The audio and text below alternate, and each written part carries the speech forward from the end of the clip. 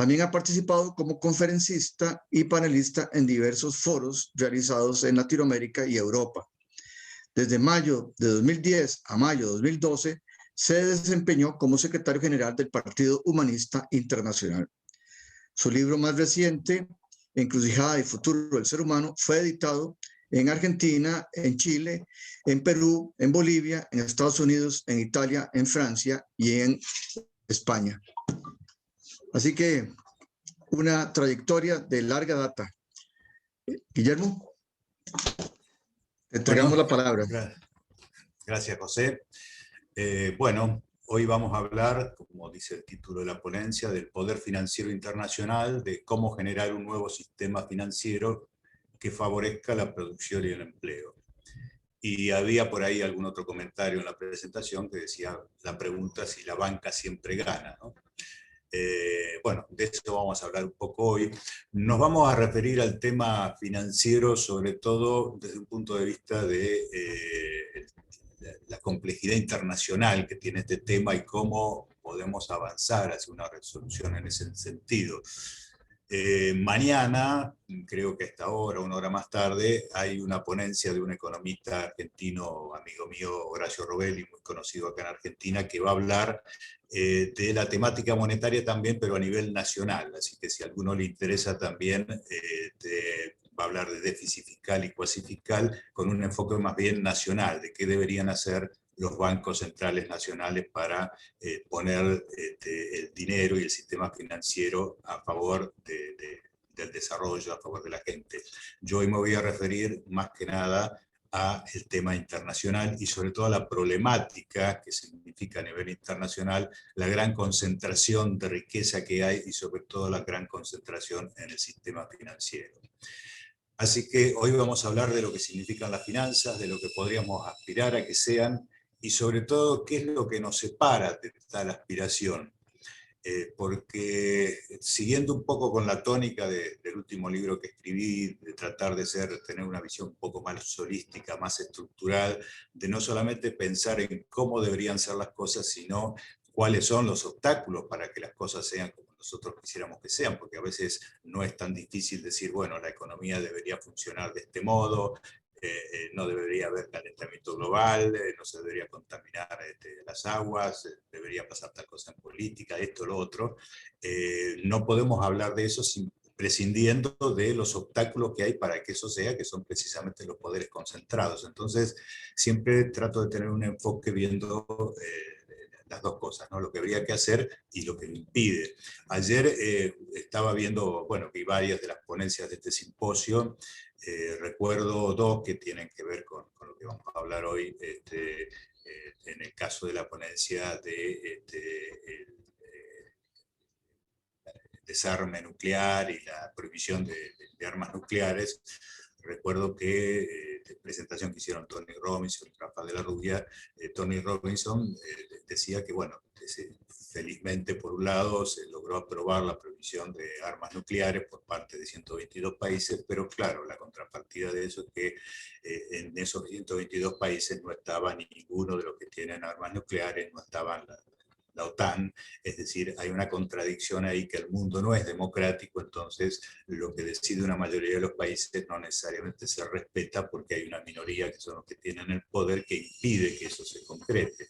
Y recuerdo que Tony hablaba de que una posibilidad era que por lo menos dentro de la OTAN algunos países, ponía el ejemplo de España, pudieran empezar a rebelarse contra ese monopolio monolítico que tiene el poder de la industria armamentista, como para poder entrar por algún lado a esa tremenda coraza que pusieron los países que dominan el mundo, con el Consejo de Seguridad de la ONU a la cabeza, que hace que todas esas buenas intenciones que tienen la mayoría de los países de prohibir las armas no llegue a concretarse en la práctica precisamente por ese obstáculo.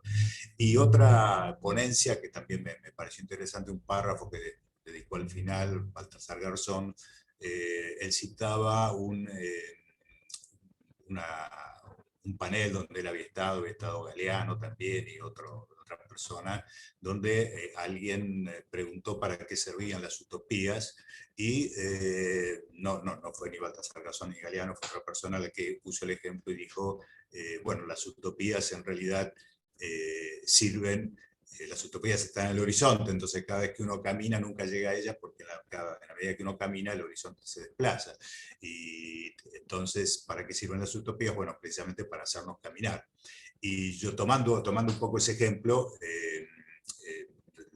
lo que yo me pregunto, y también eso está también en los materiales de mi libro, es, bueno, ¿qué pasa, sobre todo al ciudadano común, pero últimamente también le pasa a gobiernos enteros, qué pasa cuando uno, entre el horizonte y uno, no hay un camino para caminar tan abierto como para decir, bueno, simplemente cuestión de caminar, sino que a veces hay un abismo, a veces hay un océano, a veces hay un foso con cocodrilos, en fin, uno no sabe qué hacer y se queda paralizado. Es ese problema que pasa cuando hay grandes poderes, como hay hoy en el mundo, como es, bueno, las potencias militares, en el caso del ejemplo que poníamos recién del armamentismo, o las potencias económicas, como es en el caso que vamos a ver en esta ponencia, que impiden que tengamos otro sistema financiero que sea más a favor del ser humano y no a favor de la usura y de la concentración.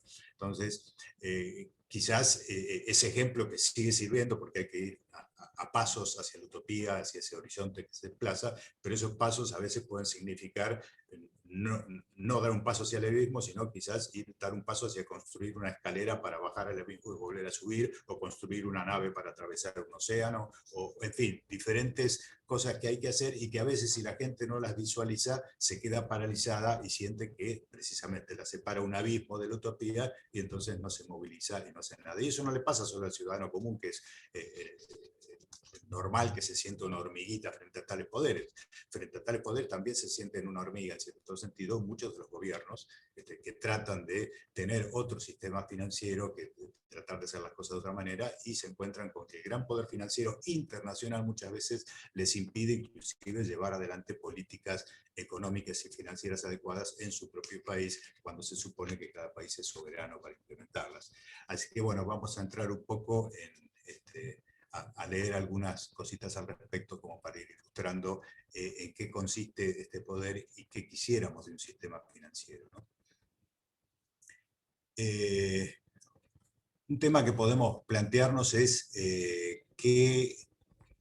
tema básico, ¿qué son las finanzas? ¿Por qué se han convertido en algo tan importante?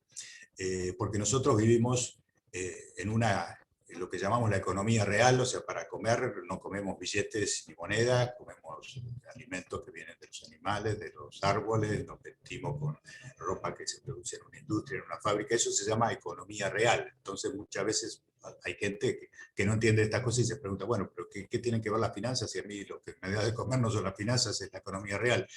Claro, el problema es que en una economía compleja y globalizada, como es la que tenemos hoy, y mucho antes de que se globalice, ya con la División Internacional del Trabajo, o con la división del trabajo dentro de cada país, se ha hecho imposible las viejas economías antiguas que había de trueque, y el dinero, en la versión que más nos guste, no, pues no podemos estar a favor del dinero nacional, o de una moneda única, o de un bitcoin, o de lo que fuera, pero lo que sea que necesitamos como medio de intercambio, es necesario para que la economía pueda circular y pueda moverse. Sin eso, o cuando se pone un freno a eso, hay problemas. Entonces, eso es lo que lo ha ido convirtiendo en algo importante a las finanzas, y los que han detectado que eso es importante para el movimiento de la economía se han logrado poner, acumulando, al frente del timón para lograr manejar las cosas, y ese es el grave problema que tenemos hoy en la economía, en las economías nacionales y en la economía mundial.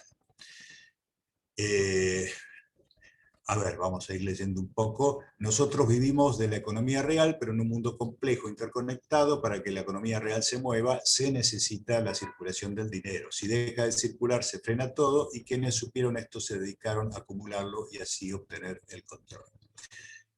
Se dice que el dinero tiene tres atributos. Los viejos economistas dicen que tiene tres atributos, que es unidad de cuenta, es decir, que sirve para saber cuánto vale una cosa, cuánto vale la otra. Entonces tenemos los precios relativos porque hay una unidad de cuenta, sabemos cuánto vale cada cosa. Primer atributo. Segundo atributo, reserva de valor. Es decir, se supone que si uno junta eso en una latita, tiene algo acumulado que después le va a permitir adquirir otras cosas equivalentes en valor. Y el tercer atributo, medio de pago. Es decir, yo quiero comprar algo, entrego dinero a cambio y puedo llevarme ese algo porque sirve de medio de pago.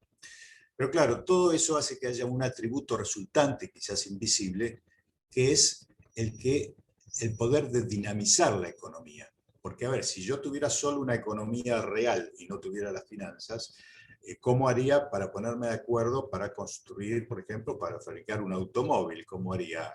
Me tendría que poner de acuerdo con alguien que en África tiene acceso al caucho para que fabrique las gomas, que alguien que tenga acero, que alguien que tenga pintura, alguien que tenga una parte de modo. O sea, tendría que ponerme de acuerdo con miles de pequeños fabricantes de alguna cosa que a su vez tendrían que ponerse de acuerdo con otros miles para que fabriquen la super. Para ser imposible, obviamente, esto es obvio, digamos, no hace falta entrar en detalle, pero lo estoy diciendo como para que se tenga una idea de que semejante complejidad hace que la necesidad de dinero, de capital monetario para que alguien invierte y diga, bueno, pongo una fábrica y con eso contrato a todos, les compro a todos los que producen esas cosas y así se va hilvanando, digamos, la economía. Entonces, ese es el atributo del dinero, independientemente, como decía hoy, que pensemos que el dinero deba ser un billete, deba ser una criptomoneda, o deba ser un billete nacional o una divisa extranjera, etc. Ese es como el atributo invisible que tiene el dinero, que es el de dinamizar la economía. Esto lo fueron descubriendo algunos economistas, por ejemplo, como Keynes, que después de la crisis del 29, muchos de los países comenzaron a levantarse de la recesión gracias a políticas que en esa época se llamaron keynesianas precisamente, que implicaban aumentar el gasto nacional, porque con el gasto nacional del gobierno el dinero empezaba a circular más, y al circular más la gente compraba más y se producía lo que se conoce como el circuito virtuoso del dinero. Luego, como eso en algún momento empezó a generar inflación, se le opusieron los neoliberales que decían, no, hay que restringir y hay que controlar mucho la emisión del dinero y el déficit fiscal porque eso genera inflación. Y claro, la inflación tiene dos partes, digamos. La inflación, por un lado, es cierto que si la inflación se va de las manos, provoca problemas económicos importantes y eso hay que tenerlo en cuenta. Pero por otro lado, muchos de los que levantaban la bandera neoliberal en realidad era porque no les convenía que sus tenencias en dinero que habían acumulado se les desvalorizaran con la inflación. Entonces, los que tenían mucho acumulado monetariamente eran los que perdían. Entonces, obviamente, siempre se opusieron a la política expansiva hacia el gasto de los gobiernos para dinamizar la economía. Esa es la puja que hoy tenemos en muchos lugares, que inclusive con esta pandemia se está produciendo porque la necesidad de muchos países de comenzar a atender las necesidades de la gente y las necesidades de un sistema económico que se va deprimiendo como consecuencia de la pandemia, ha requerido de una expansión monetaria que la discusión es, esa expansión monetaria tiene que ser con una emisión de los bancos centrales, en el caso que los países lo tengan, o debe ser a través de un endeudamiento para seguir encadenándonos a la banca usurera. Entonces, esas dos posturas también están en puja hoy entre los economistas.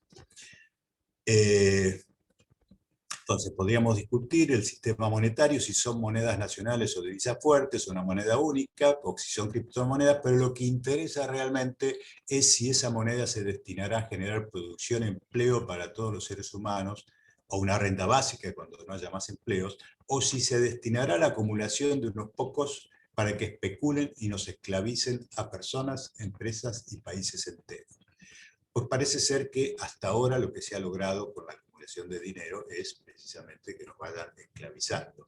Ahora, eso que muchas veces se dice, se repite como un cliché o a veces se tiran algunos datos sueltos, es interesante introducirnos en ese tema como para ver realmente la magnitud del tema. Por lo que hoy decía, digamos, si nos sentimos que vamos desde entre el autopista y nosotros, en vez de un camino que hay que transitar, hay un abismo, bueno, ¿cómo podemos hacer para construir los puentes que nos permitan atravesar ese abismo? Y bueno, tenemos que conocer un poco más en detalle cómo funciona. Y eso voy a leer algunas partes de un artículo que publicamos justo en los primeros meses de la pandemia, que publicamos en diversos lugares, en Presenza y en un blog, que se refería precisamente a este tema, se titulaba "La pandemia pasará, pero la banca se quedará". Y acá tratamos de ilustrar un poco cómo funciona el sistema financiero internacional para cobrar una verdadera dimensión de qué estamos hablando. Decía así: inmersos en la cuarentena, algunos intentamos interpretar las señales de posibles cambios que sobrevendrían cuando la pandemia haya pasado. Aguas más transparentes, atmósferas más puras y animales salvajes incursionando en las ciudades pueden entusiasmarnos con la posibilidad de que la humanidad se decida finalmente a frenar la contaminación del planeta. Las múltiples experiencias de organización solidaria entre gente, la revalorización de la salud y la vida por encima de lo material, nos hacen soñar con una sociedad menos individualista. El rol protagónico que han tomado los estados para enfrentar la emergencia, no solo desde lo sanitario, sino también desde lo económico, nos llevan a pensar que tal vez esto derive en el fin del neoliberalismo y el comienzo de un nuevo estado de bienestar. Esto fue escrito hace casi exactamente un año. Desde luego que muchos compartimos esta esperanza, y sin duda que a partir de ahora habrá aumentado la concientización acerca del rumbo que debiera tomar la humanidad. Sin embargo, a fin de evaluar las posibilidades, será menester hipotetizar acerca de quiénes tendrán el timón a la hora de enderezar el barco cuando pase la tormenta de la pandemia. Solemos centrar las críticas y reclamos en los gobernantes porque son visibles, aunque en rigor su poder es relativo, ya que suelen ser socios o rehenes de una banca que los dirige o condiciona.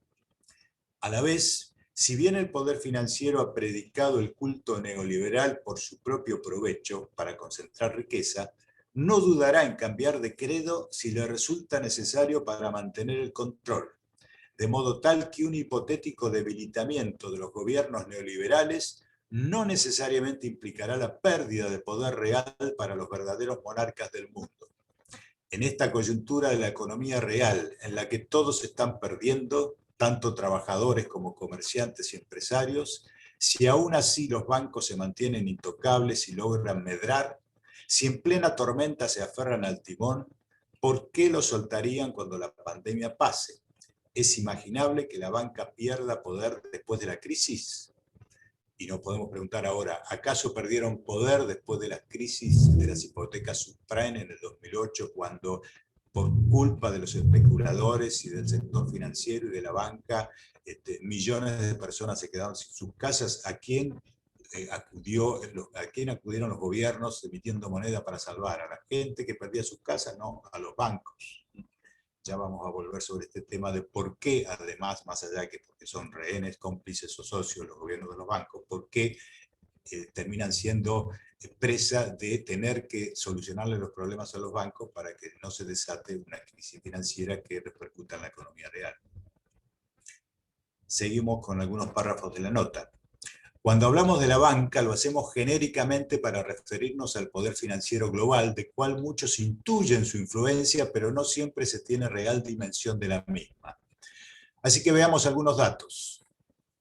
François Morin, en su libro La Hidra Mundial, el oligopolio bancario, detalla cómo un conglomerado de solo 28 bancos concentra el 90% de los activos financieros mundiales, equivalentes a la deuda externa de todos los países.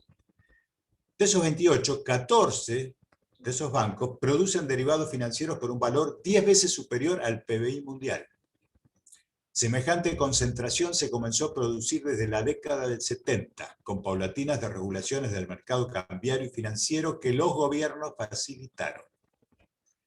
Según una investigación periodística de Elisa Karpova, de Pradua, esa hidra tiene un núcleo más concentrado aún de 7 entidades: el Bank of America, el JP Morgan, Citigroup, Wells Fargo y otros. A la vez, ese núcleo de 7 bancos está controlado por 4 gigantes corporativos: BlackRock, State Street Corp, FMR y Vanguard Group. Estos cuatro grandes no solamente controlan Wall Street, sino también la mayoría de las transnacionales anglosajonas, Boeing, Coca-Cola, Disney, McDonald's, Intel, Walmart, etc. Teniendo además participación en más de 40.000 empresas, muchas de primera línea. Esos cuatro grandes también controlan la Reserva Federal de Estados Unidos, porque como todos sabemos, o como muchos saben, la Reserva Federal de Estados Unidos la manejan bancos privados. Y desde luego que los fondos que administran son los acreedores de buena parte de la deuda externa de los países. Según una investigación de Karpova, la periodista, una vez despejadas esas mamushkas, ¿sí?, como las muñequitas rusas que vamos encontrando una dentro de otra, una vez despejadas esas mamushkas de los opacos entramados societarios, se concluye que la mayor parte de todo esto lo concentran una docena de familias en el mundo. Coincide con algunas estadísticas que se van diciendo por ahí de que la riqueza mundial, 15 o 20 familias tienen lo mismo que la mitad de la humanidad, etc. En ocasiones, cuando el periodismo o algunos formadores de opinión se refieren a estos monstruos corporativos, nos hablan de los dueños del mundo y han naturalizado que el mundo tenga dueños, y lo dicen así como, y bueno, así es. Así como algunos siglos se aceptaba, hace algunos siglos, que el poder absoluto de los monarcas era algo que venía de Dios y había que aceptarlo. Semejante poder hace que el ciudadano común se sienta impotente para cambiar esta situación, si ni siquiera los gobiernos se le animan, ya sea porque son cómplices, socios o rehenes. Por otro lado, decíamos que ese poder real hoy se encuentra agazapado, esperando oportunidades mientras los estados nacionales se empoderan para atender la emergencia, aumentando el presupuesto de salud, emitiendo moneda o endeudándose para paliar la recesión y el empobrecimiento, y apelando a su autoridad para imponer cuarentenas. La profundidad de la crisis hace que algunos gobiernos se atrevan incluso a gravar con algún impuesto adicional a las grandes fortunas, pero lejos está de hacerles mella en su riqueza y mucho menos en su poder. Por lo cual todo hace suponer que después de la pandemia el mundo seguirá siendo atendido por sus viejos dueños, aunque tengan que adaptarse a nuevas circunstancias. Tal vez los estados nacionales recobren protagonismo mientras disminuye el comercio internacional y deban ocuparse activamente durante un tiempo de sus economías, con políticas keynesianas, arriando banderas neoliberales. Pero aún en esa situación el poder financiero tratará de medrar con el financiamiento de la recuperación y obteniendo contratos para sus multinacionales. Así como en las guerras han hecho negocios con la destrucción y luego con la industria de la reconstrucción, así también pueden buscar rédito con una suerte de plan Marshall post-pandemia. Y desde luego que, como siempre, harán buenos negocios con dictaduras y gobiernos autoritarios. Porque la verdadera bandera del poder financiero es la de los piratas. Su relación con el neoliberalismo es solo un matrimonio por conveniencia. Entonces, más allá de que esta experiencia mundial inédita de la pandemia sirva para aumentar la concientización sobre la cuestión de la salud, el medio ambiente, la distribución de la riqueza y las políticas públicas, más allá de que comprendamos la importancia de la solidaridad y la organización colectiva, si cuando la pandemia pase, el timón lo sigue manejando la banca, el barco retomará el rumbo de la depredación del planeta, la inequidad, la marginación y el consumismo individualista. Si vemos esto que se escribió hace un tiempo y lo comparamos con la situación actual, vamos a poder ver cómo crecieron los balances de los bancos y cómo crecieron los balances de algunas empresas, sobre todo aquellas que han usufructuado con la pandemia, como Amazon y otros que se dedican a la venta por Internet. Pero los bancos siempre están a la cabeza de las ganancias. Será necesario entonces que de esta crisis también salgamos con la certeza de que el mundo no cambiará mientras no se logre desmantelar este poder. Y eso no se logrará con un pacto de convivencia ni pidiéndole algunas migajas que le sobran. Tal vez apelando a la metáfora de Morín sobre la hidra, podríamos aspirar a que la conciencia colectiva se erija en un Heracles que la descabece, como en el mito. Y para que eso ocurra debe instalarse esa idea y esa posibilidad en el imaginario colectivo, desplazando el fatalismo de la resignación.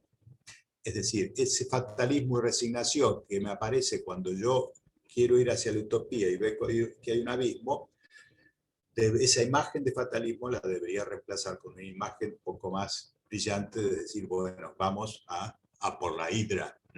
O nos cargamos la hidra o nos quedamos con el abismo. En este momento hay situaciones que pueden aumentar la receptividad hacia propuestas de cambio más trascendentes. Por ejemplo, en el marco de esta emergencia pasa a ser una cuestión de sentido común el no pago de las deudas externas, de las deudas soberanas. Pues para la mayoría tiene prioridad presupuestaria atender a las necesidades de la población antes que cumplir con la banca usurera.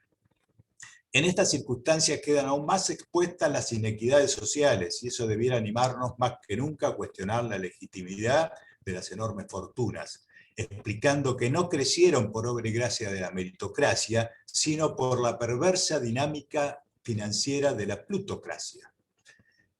Lo que no se puede sacralizar en el altar de la propiedad privada. Desde luego que estos planteos hacia un futuro de mediano plazo no se oponen a otras propuestas para el corto plazo en los niveles nacionales, como gravar con algún impuesto extraordinario las grandes fortunas para garantizar el ingreso básico a las personas e impulsar la economía en general. Pero las ideas pueden volar más allá, porque en un momento en el que todas las naciones del mundo están atravesadas por el mismo flagelo, también podría haber mayor apertura mental para imaginar en un futuro no tan lejano una comunidad de naciones que solidariamente trabaje en conjunto para combatir la pobreza y la marginación en todo el mundo. En primer lugar, porque sería la única manera de garantizar condiciones de vida digna para todos los habitantes del planeta, incluyendo a los países más empobrecidos, y en segundo lugar, porque solo una alianza internacional puede enfrentar el poder de esa hidra, de esa banca, desmantelar su imperio y usar los recursos financieros para el desarrollo sustentable planetario. Es decir, ese atributo que tiene el dinero de poder dinamizar la economía, lo tiene en la medida que haya alguien que lo use para eso. Si alguien lo usa para la especulación, obviamente no se concreta. Entonces hay que sacarle eso que tiene la hidra para volcarlo en la producción y el empleo. Desde luego que para andar ese camino deberían ir cambiando muchos gobernantes, que son cómplices, socios o rehenes de la banca. Pero si las poblaciones tienen las convicciones claras, podrán hacerlo, y este es un momento favorable para la concientización en esa dirección. Y ahí es donde uno puede preguntarse con estos planteos, decir, bueno, pero a ver, salir con un planteo de meterse con la propiedad de ese capital financiero que está acumulando. Bueno, están los libertarios que dirán, bueno, es por la meritocracia, ese banquero que tiene miles y miles y miles de millones de dólares es porque era muy trabajador. Bueno, es bastante discutible que por la meritocracia de una sola persona se pueda acumular semejante fortuna, así que no coincidimos con esa visión.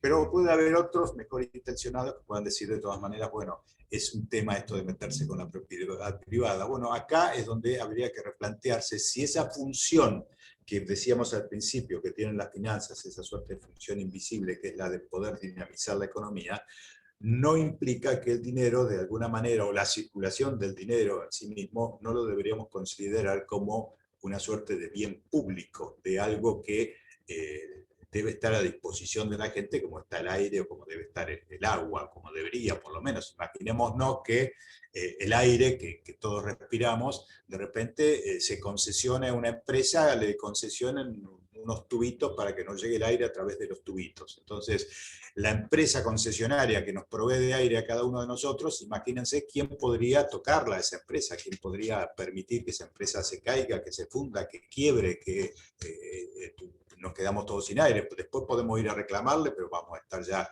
muertos. Entonces, eso es lo que pasa con la banca. Cuando en el 2008 salvaron a la banca, no lo hicieron solamente porque eran socios, porque estaban comprometidos, sino que además es tal el chantaje que produce la banca de haberse montado por sobre todo los circuitos financieros que hace que si yo me caigo, les corto el oxígeno a todos. Esa es la lógica, digamos, de la banca hoy, haciendo una metáfora, una comparación entre lo que es la necesidad de aire para las personas y la necesidad de financiamiento para el aparato productivo que mueve la economía real. Pero respecto a este tema de ¿Por qué debería ser intocable esa propiedad privada? Bueno, primero porque esa propiedad privada deberíamos considerar si no debería ser pública la circulación del dinero para que dinamice la economía y todos podamos tener trabajo, todos podamos crecer, todos podamos desarrollarnos, y todos me refiero no solo a las personas, sino a los países. Pero podemos decir también, y acá voy a citar algún párrafo del documento humanista, escrito por Silva hace ya algunas décadas, que dice: la ganancia no destinada a la reinversión en la empresa, es decir, cuando una empresa tiene ganancias y no la reinvierte, que no está dirigida a su expansión o diversificación, deriva hacia la especulación financiera. Esto se decía hace 30 años. La ganancia que no crea nuevas fuentes de trabajo deriva hacia la especulación financiera. Por consiguiente, la lucha de los trabajadores ha de dirigirse a obligar al capital a su máximo rendimiento productivo. Seguía después el documento, pero ese párrafo es interesante para decir, bueno, a ver, señores, para que el sistema funcione, la ganancia no puede ir a donde se les, acá en Argentina decimos, a donde se les canta, a donde quieren, a donde se les ocurre. La ganancia tiene que ir a un circuito financiero que diversifique, que motorice la producción, que genere trabajo, que genere empleo, que genere bienestar para la gente, y cuando trabajen todas las máquinas, para que genere una renta básica, para que nos podamos dedicar a otra cosa a los seres humanos. Pero si se acumula en un lugar, pensamos a tener el tema que no le llega el oxígeno a la economía.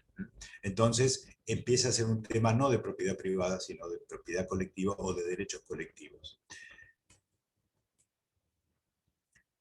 Desde luego, decíamos en otro artículo siguiente, referido también a este tema de la distribución del ingreso, que ante la emergencia sanitaria y económica actual se debería garantizar desde ahora el incremento de los presupuestos de salud y una renta básica para cada ser humano que le permita no caer en la pobreza. Para ello habrá que gravar con fuertes impuestos a las grandes fortunas en los niveles nacionales, y como existe también, además de los niveles nacionales, una gran desigualdad de recursos en los diversos países, las Naciones Unidas y los organismos de crédito internacional debieran ocuparse de la conformación de un fondo internacional que atienda tales necesidades en los países más desfavorecidos. Bastará con que en el ámbito de las Naciones Unidas se acuerde una reducción drástica y simultánea en el gasto militar de las potencias para que se liberen recursos suficientes. Y bastará con que los organismos de crédito internacional, en lugar de ocuparse de velar por los intereses de los prestamistas, apoyen a los países endeudados para sortear la crisis. Es decir, eso es lo que se debería hacer, pero como decíamos en un principio, todo tiene que ver con todo, precisamente si no se hace, porque así como no se da el fin del armamentismo, aunque la mayoría de los países lo quieren, aunque no se termine con las armas nucleares, aunque la mayoría de los países lo quieren, no vamos a poder terminar con esta tremenda hidra que concentra el capital y que lo fuga hacia paraísos fiscales cuando hay algún gobierno que le quiere poner algún límite. No lo vamos a terminar si no es con una coalición internacional. Entonces, yo diría, para ir dando un tiempo a alguna pregunta, inclusive algún intercambio que podamos hacer con quienes están viendo esto, podríamos ir cerrando diciendo que ¿cuál es el sistema financiero que necesita el mundo? Independientemente que digamos, bueno, el sistema financiero debería ser un sistema donde no sea la principal moneda de intercambio el dólar, el euro, monedas internacionales, sino la moneda de cada país, o no, o una moneda única en todo el mundo que no la maneje nadie, o que no la emita un país, sino que sea una criptomoneda como el Bitcoin, que se supone que no la maneja nadie en particular, habría que verlo en detalle, pero más allá de que eso es importante, es una discusión importante, la discusión más importante es saber qué es lo que se va a hacer con la moneda, qué es lo que se va a hacer con las finanzas. Entonces, está claro que lo que se debería hacer, si en una economía compleja de división del trabajo, globalizada, interconectada, es necesario el dinero que circule para dinamizar esa economía. Bueno, ¿quién va a tener el manejo de eso si es que alguien tiene que tener el manejo de eso para que precisamente las finanzas estén al servicio de la producción, del empleo, del beneficiar a la gente, de garantizar que todos tengan una renta básica común como para poder subsistir. En fin, todos esos destinos que debería tener el dinero y que pasan, por un lado, por dejar de gastar el dinero en cosas que se están gastando, como son las armas, y destinarlo a salud o a la educación, pero también para dinamizar la economía que hacemos con el poder financiero internacional. Bueno, para poder ponerle el cascabel al gato, para poder construir un puente que nos permita pasar hacia la utopía atravesando ese gran abismo, lo principal es concientizar a la gente para que comprenda que quizás haya que empezar a ver dónde está lo importante, y cuando descubramos dónde está lo importante, entraremos a pensar si nuestros gobiernos se están preocupando de resolver ese tema importante, porque si no se están preocupando o si son parte del problema, es hora de empezar a pensar en cambiarlos. Y si los pueblos empiezan a pensar en cambiarlos, quizás algún día cuando los cambien, entre una coalición de gobiernos internacionales se pueda lograr poner un límite a este robo que están haciendo los grandes bancos a este poder financiero, y lograr disolverlo y lograr desarticularlo de una vez por todas. Entonces, ese es un poco el desafío, y esa es la propuesta de hacia dónde debería ir el sistema financiero internacional. Ya son, creo que las 4 menos cuarto, así que si damos un tiempito para intervenciones o preguntas o comentarios que pueda haber, Guillermo. a él lo dejo en manos tuyas. No, gracias. Gracias por la exposición. Tenemos 3 personas que han preguntado, que están preguntando, que pueden participar de una, de Gabriel Bulgach, o Bulgach, no sé cómo se pronuncia, si me disculpan, y Chema, me parece, Chema de Gervás e Ibar Cepeda. Esas son las 3 preguntas. Tal vez que Gabriel las haga en este momento. Luego Chema y luego Ibar. Y hay otra en el chat. Ha hecho en el chat, ok. Estos 3 son preguntas en el chat. Gabriel. Si no, Chema. Hay que ponerle el micrófono. Un segundo. ¿Sí?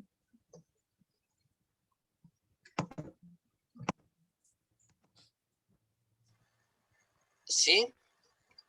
¿Ok? ¿Sí? ¿Lo tengo? Vale, se te escucha. Adelante, sí. Vale, bueno, tengo más de una pregunta. Una de ellas es, ¿de dónde saca la Unión Europea tantísimos miles de millones como para repartir entre los estados europeos? Imagino que es de la maquinita de fotocopiar billetes. O sea que a lo mejor eso ya está respondido, ¿no? Por otra parte, quería preguntar si el tema de las criptomonedas, que lo has citado, podría ser quizá el modo de descentralizar el dinero que tienen los estados, la gran banca, ¿no? Puesto que no hay nadie que lo pueda controlar como hasta ahora, ¿no? En fin, parece que eso es una descentralización, una democratización, ¿no? De momento el tema de eso está como, es como humo, está como en el aire, ¿no? Esto de los Bitcoin, pero quizá vaya por ahí porque no está solo el Bitcoin, hay más monedas, ¿no? Y por otra parte, pues un poco lo que pregunté también ayer a Baltasar Garzón, ¿no? El tema de que, bueno, de cómo ves, quizá una vía pueda ser el tema de momento, porque lo ideal es cortarle la cabeza a la hidra, ¿no? Pero mientras eso llega, estamos en el día a día, la gente tiene muchísimas necesidades y quizá un pequeño escalón sea implementar la renta básica o universal incondicional. En Europa se está intentando conseguir 1 millón de firmas, pero también en otros países, ¿no? Y creo que puede ser una vía previa. Quería saber tu opinión al respecto. Gracias. Y muy interesante la exposición, Guillermo. Me ha parecido excelente y me gustaría poder recogerla si se está grabando, claro. Gracias, muchas gracias. Guillermo, de una vez leemos la pregunta de Ibar. ¿Qué te parece? ¿O Ibar? Bueno, voy anotando. Sí, está bien, voy anotando. Ibar, ¿te gustaría decirla?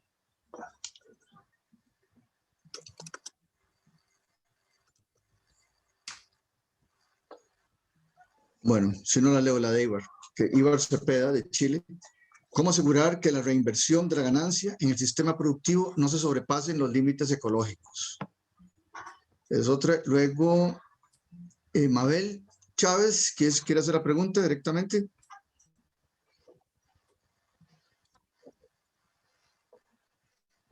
Mabel. No, bueno, no es de México, me parece que es Ecuador. Un comentario, dice, al ganar el partido de la derecha, representado por un banquero, realmente me preocupa mi país, el Ecuador, porque ahora sabemos que se centralizará el poder de la banca. Luego, Rafael Sus, ¿qué opina de la teoría del nuevo orden mundial? Hay que abrir el micro.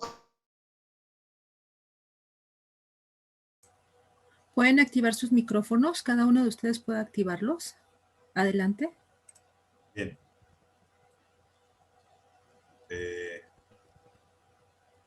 Bueno, a ver, voy respondiendo en todo caso después, si hay otras preguntas, las de José.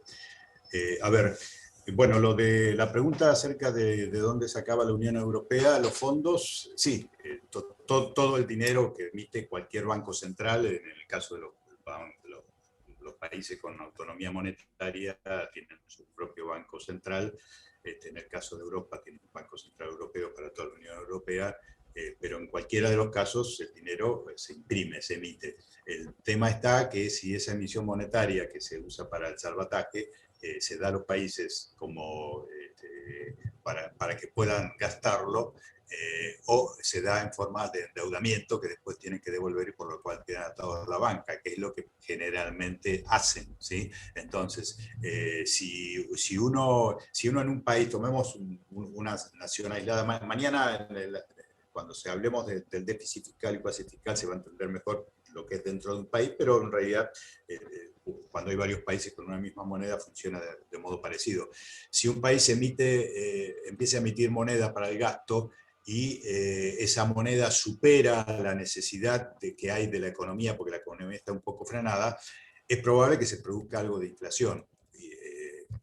Es decir, el fenómeno, digamos, inflacionario tiene que ver con una proporción que hay. Si uno emite moneda y la economía se dinamiza, hay más moneda, pero también hay muchos más bienes y servicios, entonces se empatan, digamos, ¿sí? Hay más cantidad de moneda, pero más bienes y servicios, por lo tanto no hay inflación.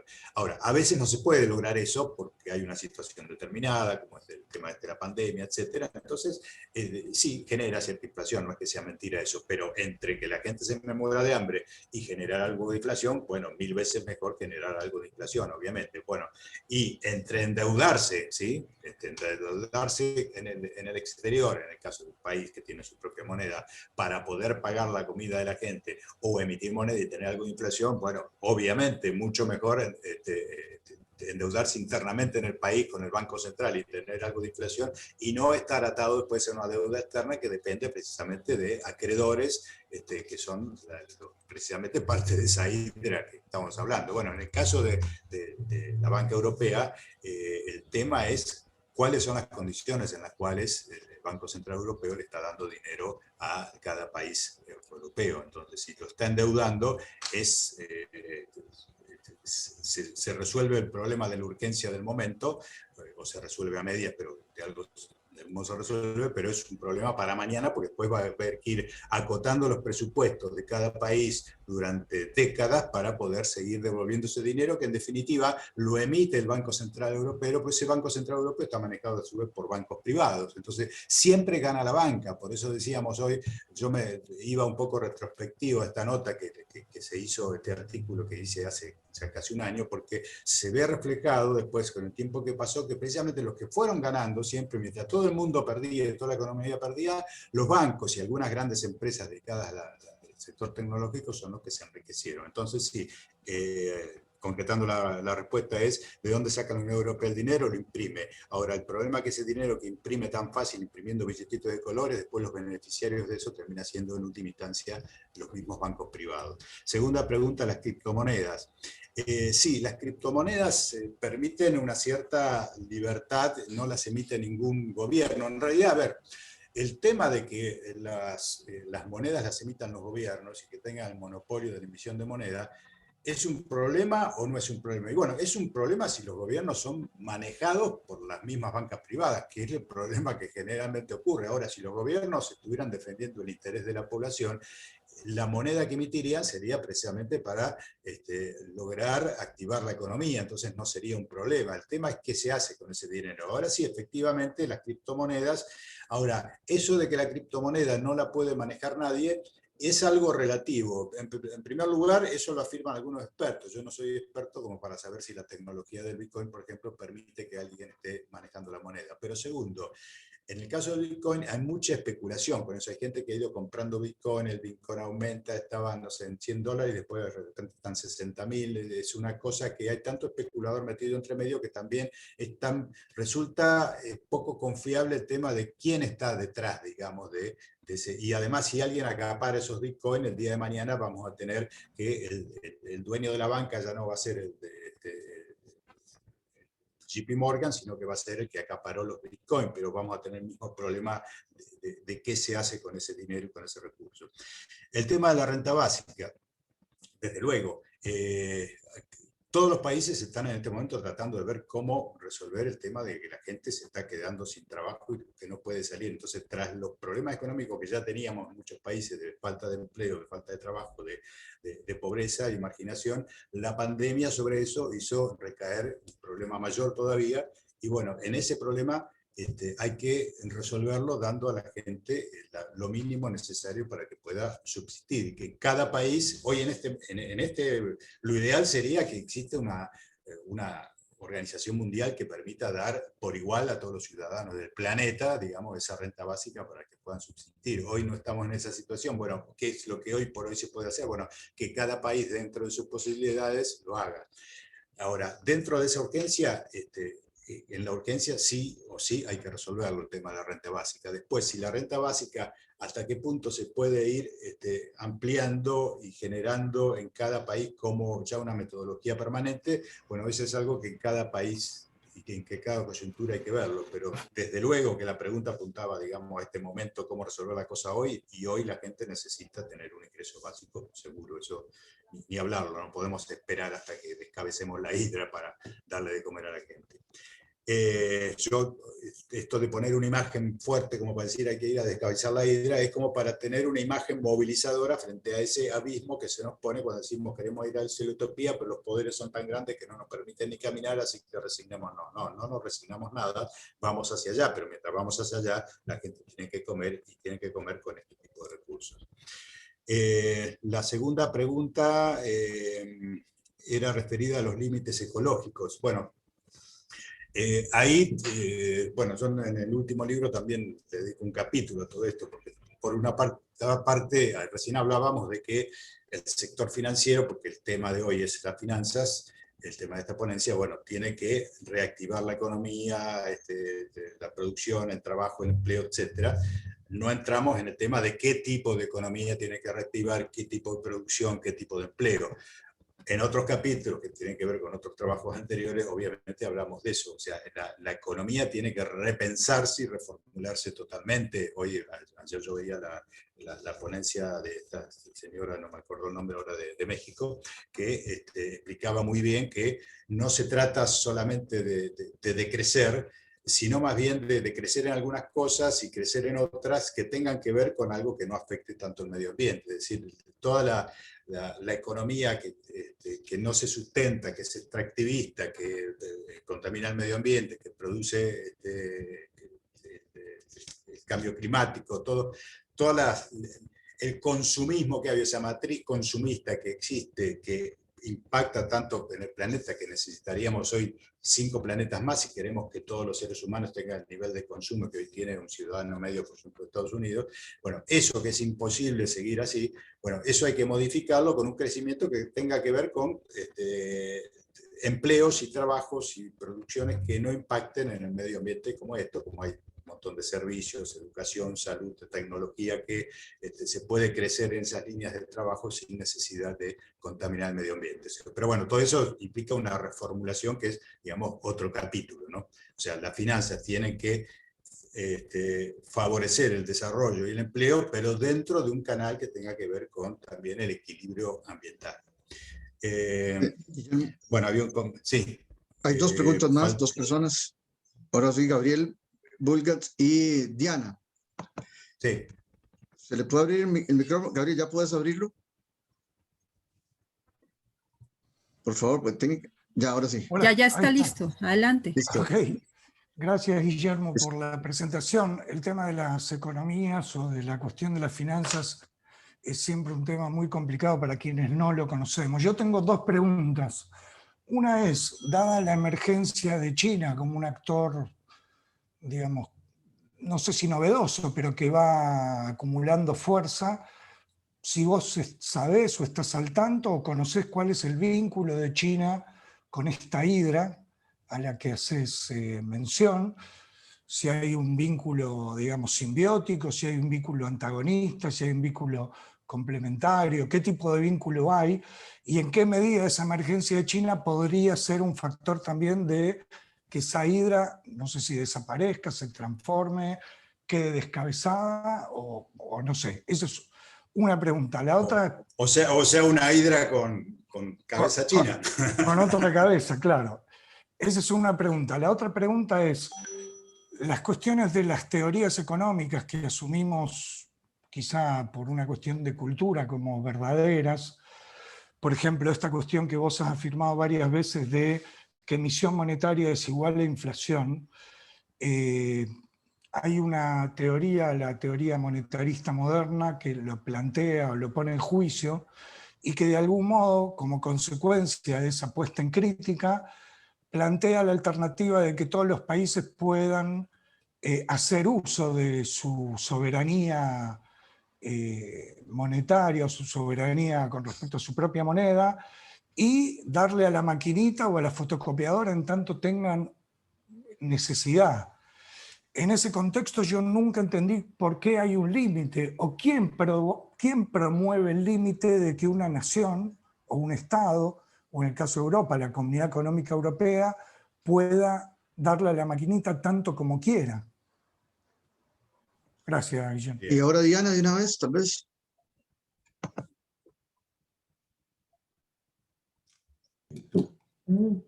Hola, hola. Aquí estamos Diana y Roberto. Hoy estamos desde Chile. Un saludo a todos los amigos. Hola. Muchas gracias, Guillermo. Muy clarita, muy notable tu exposición. Me gustó mucho. Hay un par de temas, porque los humanistas siempre buscamos o poner en marcha efectos de demostración o buscar efectos de demostración que nos parezcan interesantes y que vayan más o menos en la sintonía con nosotros. Entonces, hay algunas cosas que se han puesto en marcha, por ejemplo, la economía del bien común y la banca ética que conocemos, y seguro que hay otras, no sé, en Chiapas, los guerrilleros que se organizaron ahí para vivir en comunidad, en fin. A ver, ¿qué opinas de esos efectos de demostración que podríamos tomarlos o quizá hay que construir otros? Pero vamos, sin duda, ahí, sin resignación, a pelear contra la ira, ¿eh? Vamos. Muchas gracias. Bueno, Guillermo, esas eran las últimas preguntas, ¿te parece? Bueno, sí, vamos, pues estamos, a ver, la hora. En realidad arrancamos 10 minutos después, así que tenemos margen, pero ya estamos. Bueno, a ver, respecto a lo que preguntaba Gabriel, bueno, China es una combinación, digamos. En China tiene su banco, obviamente, el Banco de China lo maneja totalmente el Estado, por lo tanto tiene la posibilidad y la potestad, y lo hacen de hecho, de manejar el aspecto monetario sin depender tanto del exterior. De hecho, más bien ellos son acreedores, los chinos, de la deuda externa de Estados Unidos, o sea que también podrían meterse a boicotear a Estados Unidos con las reservas que tienen. Pero hay un vínculo importante de todas maneras, ya que ya viene desde la época de cuando Hong Kong no pertenecía, estaba integrada a China, porque integrada desde hace varios años. Hong Kong siempre fue un paraíso fiscal donde estaban la sede de muchos bancos que ya trabajaban, digamos, con China. Entonces hay toda una historia ahí de bancos que están vinculados a toda la banca que ya viene de antes de Hong Kong, que está vinculado también a la banca de Estados Unidos y de Inglaterra, y donde también tienen intereses cuando empezó a desarrollarse China, todas las inversiones de capital que se hicieron de las grandes empresas, hubo acuerdos y hubo intromisión, digamos, de la banca. Entonces no es un país totalmente, no podemos decir que China sea un rehén de la banca internacional de ninguna manera, como sí pueden ser otros países, tiene una mayor independencia. Digamos, también por ese tema paga el precio de que no es un gobierno, digamos, que tenga muchas libertades ni democracia, o sea, bueno, eso es otro aspecto, digamos. Pero, yendo, digamos, al tema monetario, digamos, tiene relaciones, hay incidencia, los bancos internacionales tienen intereses ahí, un impacto en las finanzas internacionales a China le impacta, pero tiene un margen de maniobra mucho mayor del que puedan tener otros países. Respecto al tema de la emisión, yo ahí decía, yo la emisión no digo ni que genere ni que no genere inflación, lo que decía es, genera según las circunstancias, es decir, el tema es el siguiente, cuando hay una emisión, la cantidad de dinero que circula, hay una vieja fórmula que dice que la cantidad de productos multiplicados por el precio debe ser igual a la cantidad de moneda por la velocidad de circulación de la moneda. Entonces, algunos monetaristas la usan para decir, bueno, si aumenta la cantidad de moneda, que es una parte de la fórmula, van a aumentar los precios. Y hay otros economistas más vinculados al keynesianismo que dicen, bueno, eso sería real siempre y cuando la mayor cantidad de moneda no actúe sobre la otra variable de la fórmula. Es decir, si yo al generar más cantidad de moneda se la pongo en el bolsillo a gente que va a consumir más zapatos, más ropa, más comida, más de lo que produce la industria de ese país, se reactiva la industria de ese país y entonces hay más moneda, pero también hay más alimentos, más zapatos, más ropa, más autos, y por lo tanto aumenta una parte de la ecuación esa, aumenta la cantidad de moneda, pero también aumenta la cantidad de productos. Entonces, digamos, es ahí cuando teóricamente se empata. Eso no es tan exacto porque obviamente la gente tiende a comprar más de una cosa que de otra, entonces hay desfasajes. Ahora, si la cantidad de moneda que se imprime en una sociedad por necesidades del Estado, por lo que sea, supera la posibilidad de poder poner en marcha esa economía y poder reactivarla, entonces aumenta mucho más rápido la cantidad de moneda que la cantidad más de productos, necesariamente termina eso en inflación, porque o sea, va a inflación porque presiona por un lado sobre la demanda, pero además presiona sobre las divisas. Es decir, la gente, si uno no podría, por ejemplo, en un país, tomemos Argentina, que bueno, lo conocemos porque Gabriel y yo vivimos en Argentina, tú no podrías imprimir millones y millones y millones de pesos y dárselos a cada argentino y que con eso compren dólares para comprarse el mundo entero. No podría. ¿Qué pasaría si hiciéramos eso? Bueno, el dólar se iría en vez de estar a 100, estaría a 100.000.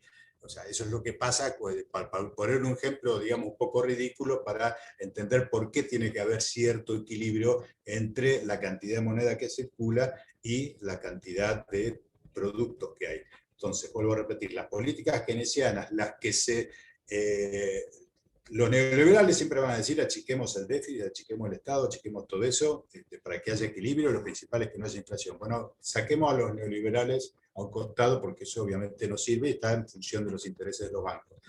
Poniéndonos en economistas heterodoxos, tenemos que decir, bueno, yo puedo, si tengo una economía que está en recesión, que las fábricas están trabajando a mitad, que la gente está consumiendo a la mitad de lo que quisiera, y si la gente tuviera dinero en el bolsillo, lo que consumiría sería lo que esas fábricas producen, bueno, la ecuación cierra enseguida, emito plata, se la doy a esa gente a través de obra pública, a través de lo que sea, esa gente compra en las fábricas ese y listo. Hoy no es tan sencilla la cosa porque de repente yo emito mucho dinero, se lo doy a la gente y la gente va y compra por ahí celulares que son importados. Entonces en realidad le estoy dando trabajo a alguien que está, no sé, en China, no estoy dándole trabajo a un argentino, porque la economía está interrelacionada y globalizada. Entonces, lo que yo planteo en el último libro es tener una suerte de keynesianismo de precisión quirúrgica, es decir, emitir y poner gasto, pero en renglones de la economía donde sabemos que la va a dinamizar y que va a generar más empleo, más trabajo, más producción y por lo tanto va a haber un equilibrio. Como ese equilibrio nunca va a ser exacto, siempre va a haber algo que se va a ir a precios. Pero vuelvo a repetir, que algo se vaya a precios, haya un poco de inflación, siempre es mucho mejor que tener recesión. Entonces, en síntesis, la respuesta a la pregunta es, si la emisión monetaria en épocas de recesión no supera lo que se va generando con esa emisión monetaria de mayor producción, no hay inflación o hay muy poca y no importa. Si se va de mambo la emisión monetaria, bueno, ahí sí puede generar, digamos, procesos inflacionarios. Y yendo a la última pregunta, los efectos de demostración, yo supongo que se refieren a, hay muchos experimentos, ¿no?, de monedas circulares, hay experimentos con economías más endógenas, con sus propias monedas. Todos esos experimentos son muy interesantes como efectos de demostración acotados al lugar donde se hacen y posibles de repetir posiblemente en otros lugares acotados, pero en la complejidad de la economía internacional que comentábamos en un principio, bueno, en realidad la complejidad de la economía inclusive la nacional, aunque no sea, hoy no existe nada nacional puro, todo está entremezclado, pero si pudiéramos prescindir de lo internacional, de todas maneras las economías nacionales son complejas, no pueden remitirse, hoy lo que compramos necesita insumos que son de una provincia más al norte, otro que es de otra provincia más al sur, otro que viene del país de al lado, o sea, toda esa complejidad excede, digamos, a lo que pueden manejar las economías con una moneda acotada dentro de un circuito muy chico. Desde ya que si tenemos un pueblo donde hay desocupación y la gente puede trabajar realizando determinadas cosas y las intercambia, y para intercambiarlas con entre sí, esas cosas que van produciendo, ya sea legumbres que produce uno en su quinta, una artesanía que produce otro, un tejido que hace otro, etc. Esa economía quizás más básica, pero que se puede reducir a un lugar acotado, un lugar geográfico acotado. Y bueno, ahí si no tienen dinero y si no hay finanzas, crear una propia moneda circular para que circule en ese ámbito más pequeño, es totalmente útil y es un efecto de demostración muy bueno para aplicarlo en lugares con esa misma situación. Ahora, eso, llevarlo, digamos, a una economía de otra escala, una economía nacional o economía internacional, y bueno, obviamente se dificulta porque tenemos una serie de interrelaciones en la economía compleja internacionales que es imposible, digamos, conectar, digamos, todo un circuito con una moneda local. O sea que son efectos de demostración muy interesantes como para poder repetir, pero tienen su ámbito, digamos, donde pueden llevarse adelante y son difíciles de llevar a una escala más grande.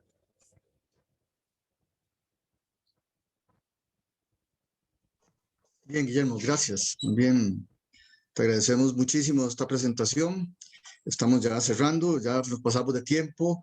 Agradecerle a todas y todos la presencia en esta actividad. Hay una pregunta que quedó sobre la renta básica. Les recordamos que hay una ponencia de Ángel Bravo que también va a tratar el tema, entonces vale la pena continuar la conversación por ahí.